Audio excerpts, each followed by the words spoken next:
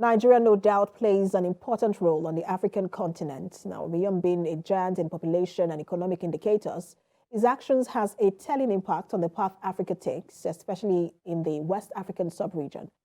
At a time when democracy seems to be threatened in the sub-region, Nigeria's strong democracy remains the only beacon of hope for the region. And what better way to solidify its democracy than to continue to borrow a leaf from bigger brothers such as the United States of America, which debatably has the oldest democracy in the world. Boya Thomas reports. On this day that the United States of America celebrates its 246th independence anniversary, it is a reminder that Nigeria can also do it, especially at this time when the nation is preparing to go again through another democratic process of electing new leaders. It's been a very long process for Nigeria to get to this point, starting out as a democratic state, but along the way having to yield to several military incursions. This is why Nigeria must hold dearly its 23 years of unbroken democratic rule.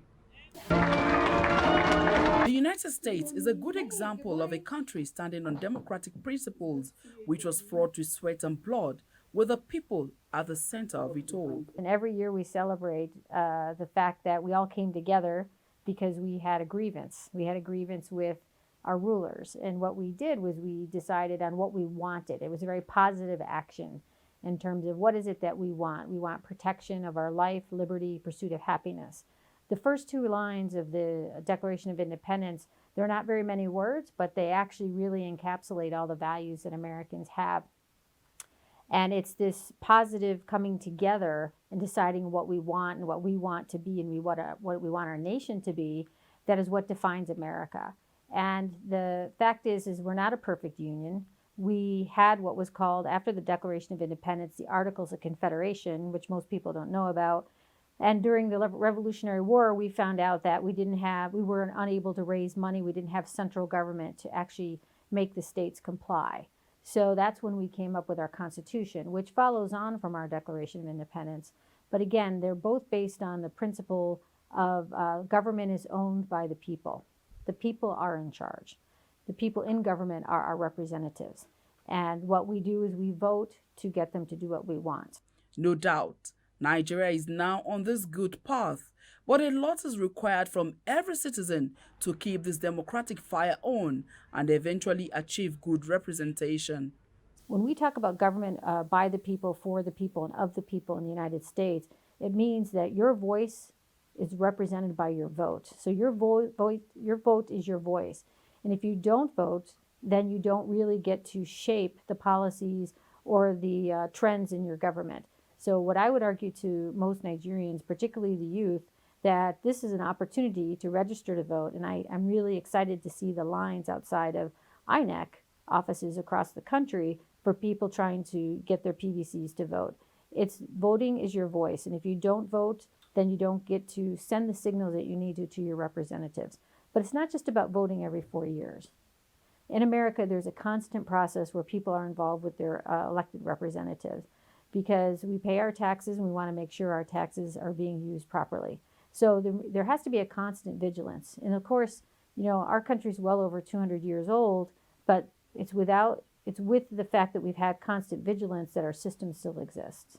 And so what I would argue in Nigeria is that this opportunity cannot be passed up, to vote, to ask the candidates, what is it that you're going to do for us, and hold them responsible after you elect them. Do you believe or do you agree that countries can frame democracy to suit happenings within their local communities?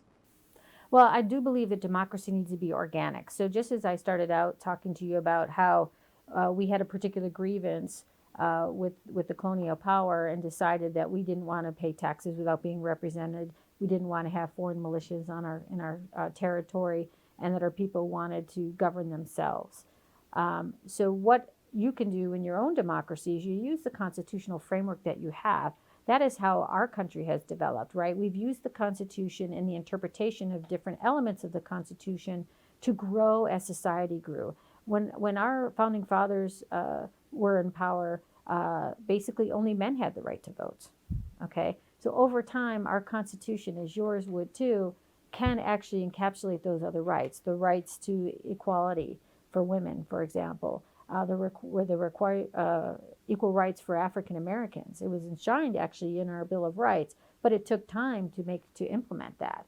So as democracy is people participating over time and people being vigilant, you can progress as a society, and you can give it your character. Democracy has a lot to offer to Nigeria. It could also be the pathway to achieving the most desired peace. Well, one of the reasons that we're very proud of our democracy, as you all know, and we do admit it's a very imperfect union, and we do have a lot of give and take that goes on over different policy issues. But we do believe that having representative government is the best form of government. And so in West Africa, okay, we would like to see the different coups emerge into democratic governance. Nigeria is a leader in this field right now in the ECOWAS region, really sending strong signals about how important it is to get back to democratic leadership. The fact that Nigeria has done it itself and it continues to do it, and that your system is surviving, right? I remember people saying when I was here 23 years ago that, oh, the military might intervene again. And I thought, I don't think it will.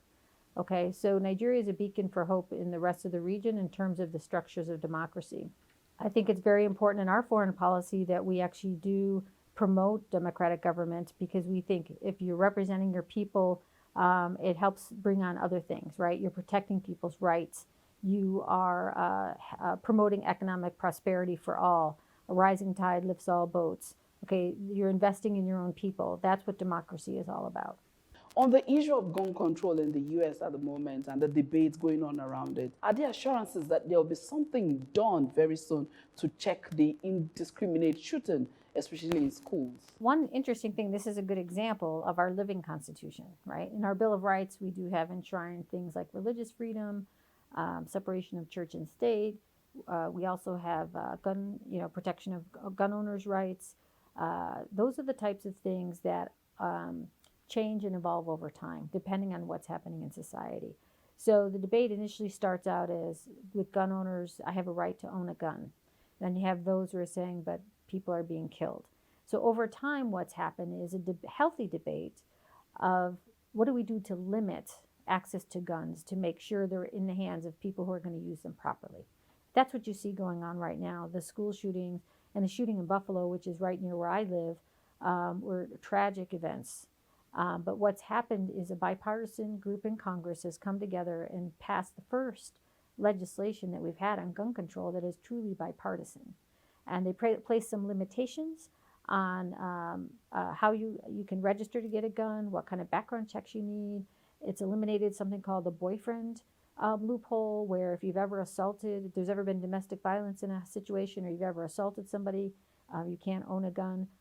It's helped also kind of face up to the fact that there is a mental illness crisis in the U.S. and that in some cases the feeling of isolation, or particularly if somebody has a mental illness, have added to the, not the incentives, but the reasons why some people are going in and shooting, conducting mass shootings. So this is the first legislation we've had in my lifetime that is actually trying to address some of those root causes. But again, it gets back to that idea of life, liberty, and the pursuit of happiness.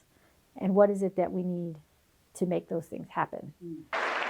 The U.S. government holds the tenets of we, the people, as the basis for their constitution.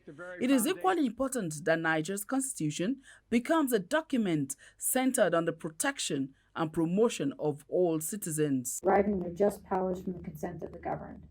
That's the underlying basis. These are the words that define what America wanted when we made the Declaration of Independence. We hold these truths to be self-evident, that all men are created equal, and that they are endowed by their Creator with certain unalienable rights, and among these are life, liberty, and the pursuit of happiness. That to secure these rights, governments are instituted among men, deriving their just powers from the consent of the governed. That's the underlying basis of the United States of America's government. That was the Declaration of Independence in 1776. Just as democracy has helped the United States to achieve cohesion and development, it is also urging Nigeria to stay on the principles of democratic governance that it is doing at the moment. Moya Thomas, TVC News, Abuja.